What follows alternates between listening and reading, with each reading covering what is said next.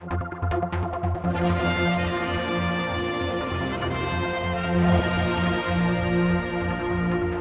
Faragher is with us to talk about the next year 2, but we've kind of, we've dealt with things this year which are clearly going to go into next year. The whole business of the cost of living here in the Isle of Man, the way people is going to be hit in their pockets, and you, as we said in the first part, is very much a champion of the people.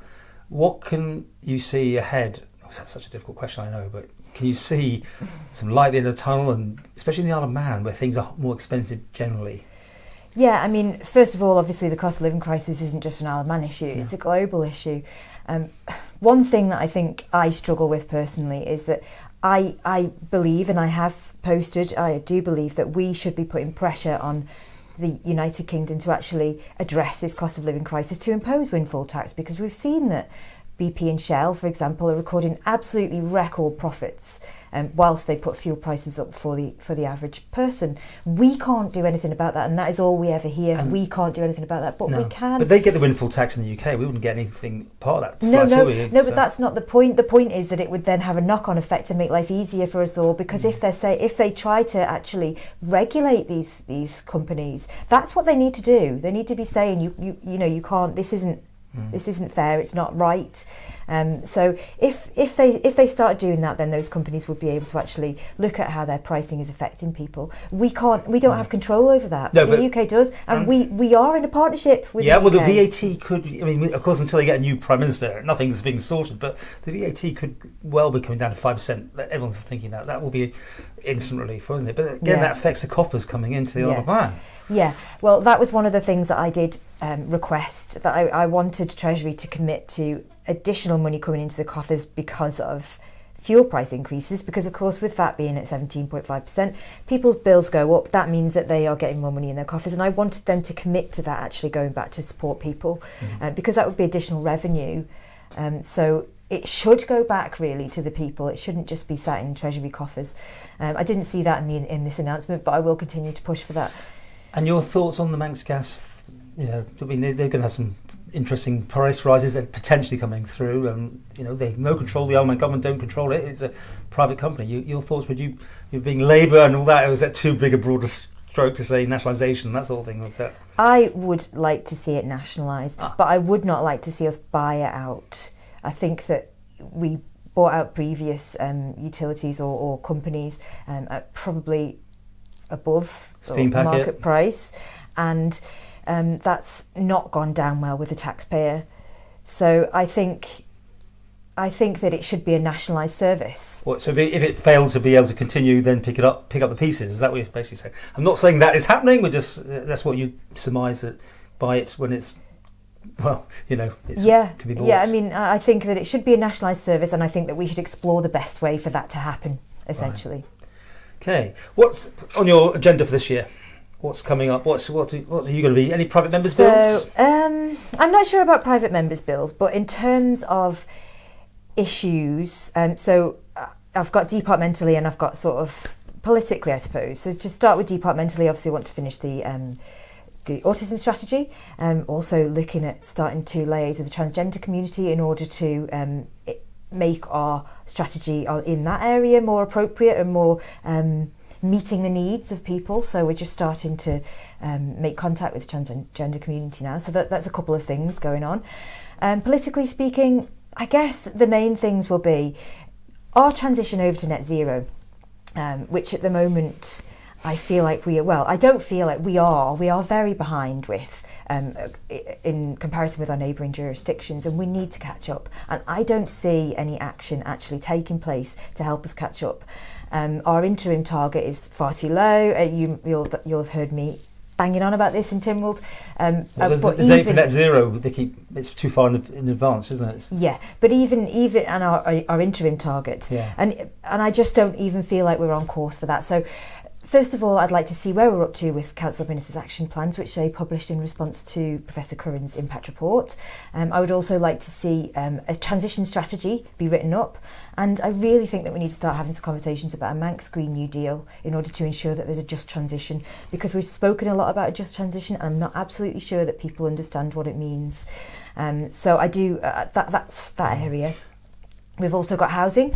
That's a big one, and I will be pushing for more government intervention in this area. Well, in particular, what I'd really like to see is tendering for building of efficient modern homes that we can sell on at cost price. Now, the big problem with that, the big barrier to that, is that we would need a lot of capital, but it would be cost neutral overall. Who's building these houses? The government or private companies? Tendering, yeah. Oh, okay. Yeah. You're not going to start wanting the government building things then? No, we would tender out to firms, and then whoever received the tender, they would build these modern and efficient warm homes that we could then sell on at cost price, and that would actually really help people. That would really get down to the heart of helping people. Yeah, okay. You talk about all the future thing. I mean, still some houses are being built with gas boilers and all these sort of things going on. Can you believe that this stage? I find it incredibly frustrating, and they're legally allowed to, by the way, aren't they? Yeah, exactly. So our standards on our regulations are they're way behind. So we are effectively building homes that will need to be retrofitted within a matter of 5 or 10 years,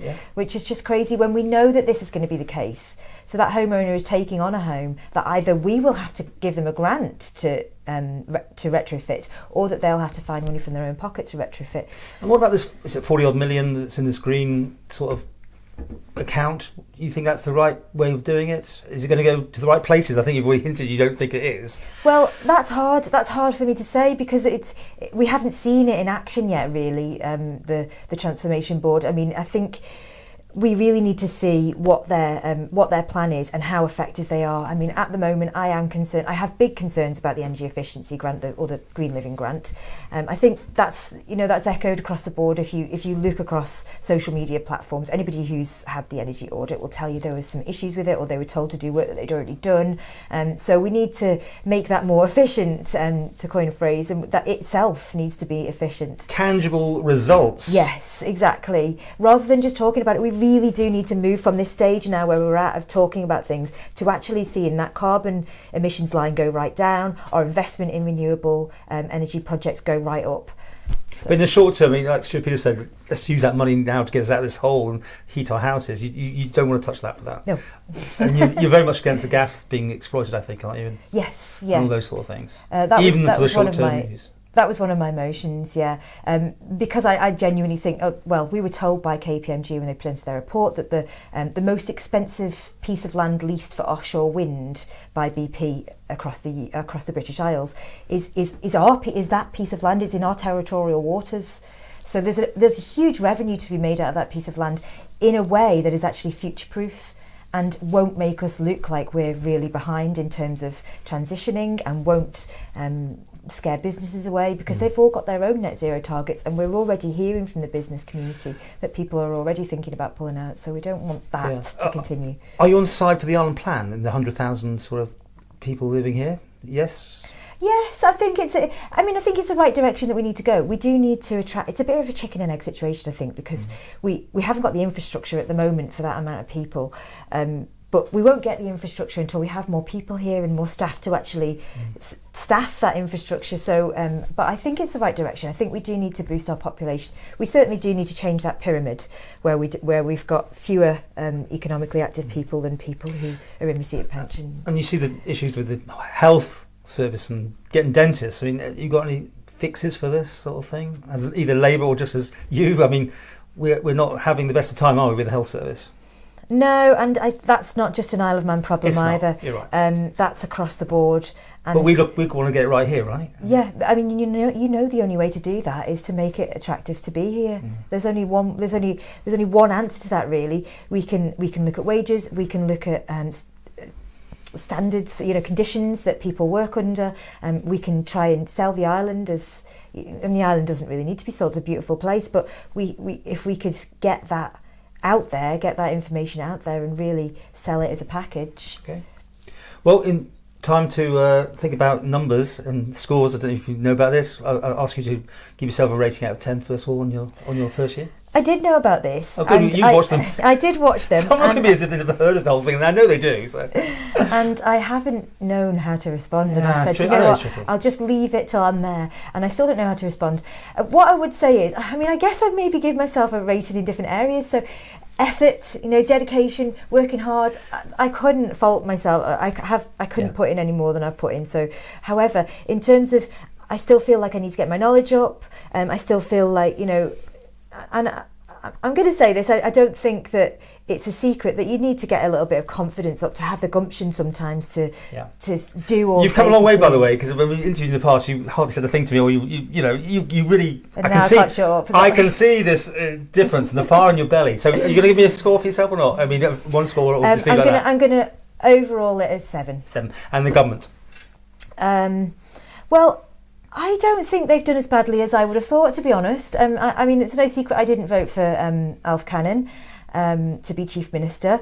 And so I was a little bit concerned with politically whether we met or not. However, I think they haven't done as badly as I would have predicted in my darkest moments. So I'm going to go for a 7 for them as well. A safe 7. A safe 7, yeah.